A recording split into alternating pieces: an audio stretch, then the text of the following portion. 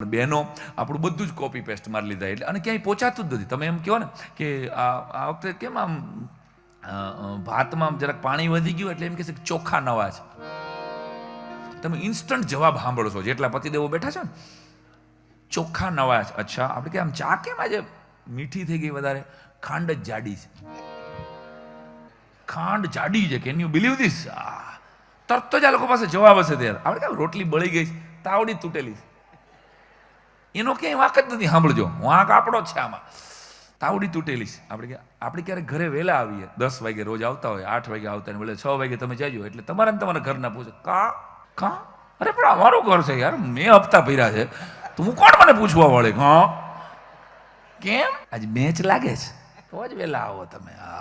તમે જોઈ લો, ક્યાંય મોડા જાય તોય મૂકીએ ક્યાં ઉડાણા હતા, અને ફોન કેમ સ્વિચ ઓફ? અરે ભાઈ થઈ ગયો તો સ્વિચ ઓફ.